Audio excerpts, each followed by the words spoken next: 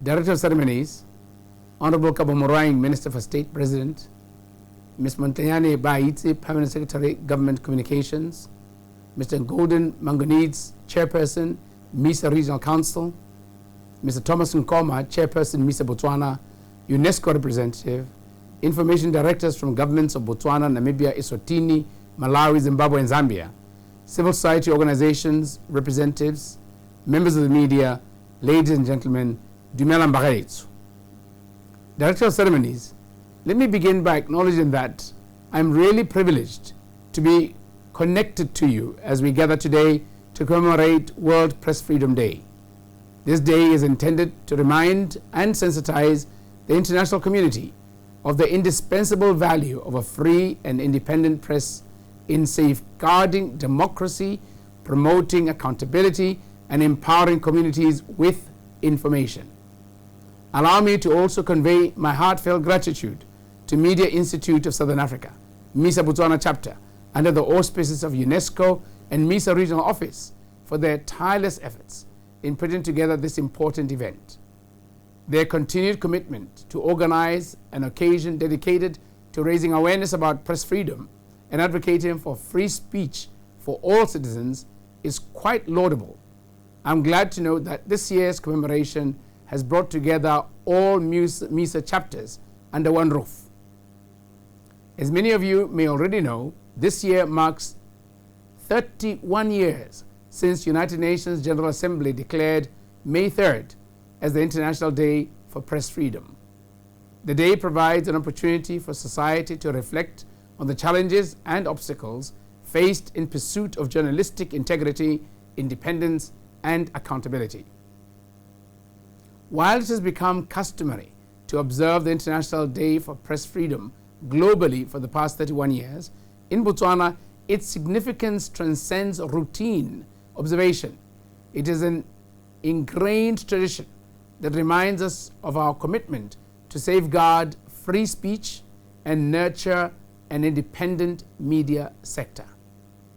As we gather here today to mark this milestone regarding progress made in advancing press freedom and protection of journalists' rights in the SADC region over the past 3 decades, we must remain conscious of an array of pressing issues which still bedevil the media fraternity, such as misinformation and or disinformation, inability by media houses to retain talent due to lack of funding. Forums such as these provide an opportunity for governments and media practitioners to reflect deeply on these challenges and generate solutions to deal with them effectively.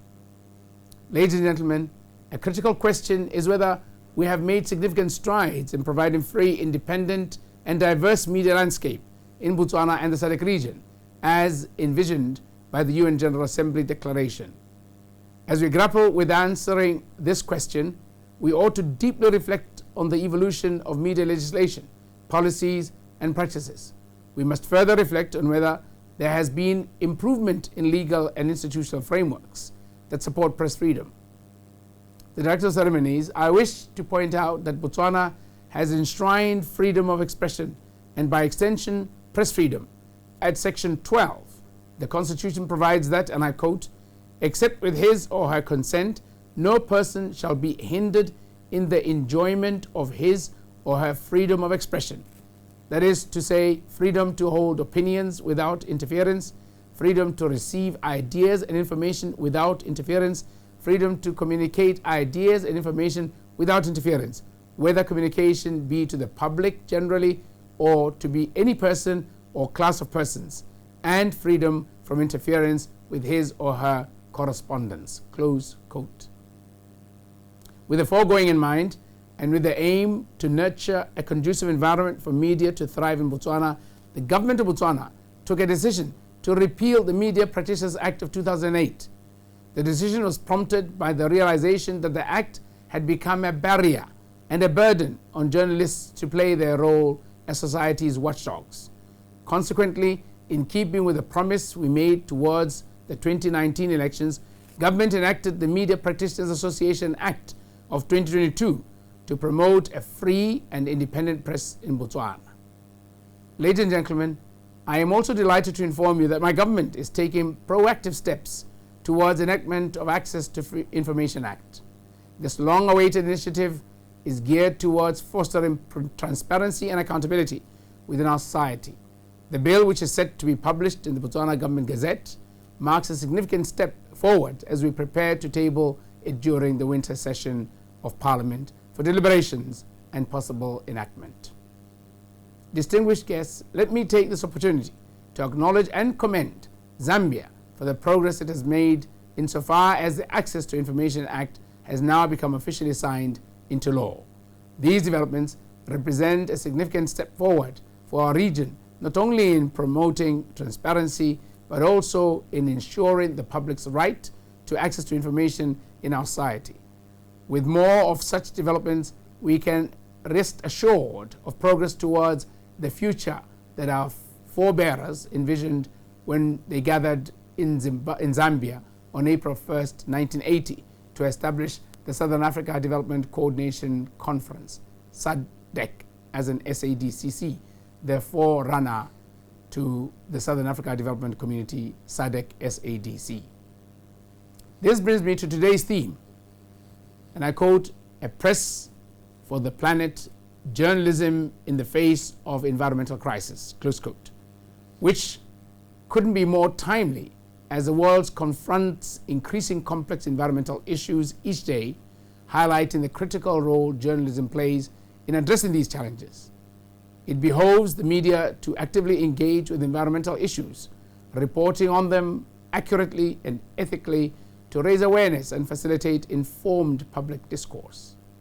This year's theme underscores the importance of journalists and media organizations in advocating for environmental protection, sustainability, and meaningful action to mitigate impact of environmental degradation. Allow me to also highlight that today's commemoration could not have come at a better time, given that the world is at the threshold of a final decade of Sustainable Development Goals, SDGs.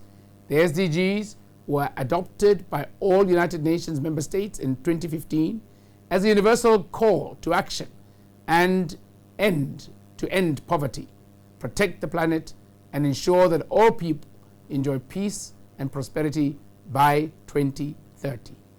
Ladies and gentlemen, the final decade leading up to 2030 represents a critical period for accelerated action and collaboration to achieve ambitious goals, during which UN member states must strive to fulfill their commitment to the future of the planet. Needless, therefore, to say that this year's World Press Freedom Day theme is a call to recenter and reaffirm the role of African media, in particular in the region, in mainstreaming environmental issues in their reporting on the SADC programs on environment. It will be remiss of me if I can conclude my address without drawing your attention to a pressing challenge facing Botswana, a growing elephant population, which currently stands at approximately 130,000. This is a topical subject lately and has been making headlines across media houses worldwide. It is regrettable that some of our friends in the Western media have been wanting when it comes to providing accurate information on environmental crises and human-wildlife conflict in Botswana, especially incidents involving elephant-caused fatalities. Reports indicate that 67 people were killed by elephants between 2009 and 2019, the highest number of victims caused by wild animals in Botswana. This is a story that has failed to grab headlines in the Western media. Most notably absent is coverage of environmental issues caused by elephants, including land degradation, deforestation, and biodiversity loss, which could degenerate into an ecological crisis, particularly in our drought-prone Botswana. May I urge all of you to recognize the importance that countries in the SADC region attach to sustainable use and management of the environment in the fight against poverty and food insecurity. This commitment is enshrined in the SADC Treaty, which established the organization in 1992 and demonstrated by active participation in negotiations and ratification of major multilateral environmental agreements. In that breath, SADC has put in place environment and climate change programs that seek to facilitate implementation of the Regional Indicative Strategic Development Plan, RISDP, Africa Agenda 2063, and Sustainable Development Goals. In essence, this year's International Press Freedom Day serves as both a beacon of hope and a call to action for African media. It urges journalists to report on environmental issues accurately and comprehensively by providing the public with necessary information and context to understand the complexities of environmental challenges and explore viable, sustainable solutions thereof. Most critically, it compels African media to leverage on its influence to raise awareness and reshape narratives about the continent to foster collective efforts towards environmental conservation and sustainability. This means, more than ever before, that you also have responsibility to sell the African story from the African perspective, highlighting our success stories and challenges applicable to our continent. Finally, let me urge our fellow media professionals to frame the African narrative with a sense of social responsibility, understanding that alongside media freedom are corresponding obligations of responsible journalism. Continue to adhere to professional codes of ethics and standards that ensure that your work contributes to fostering a well-informed and democratic society while avoiding harm or exploitation. Pula, as we say in Botswana.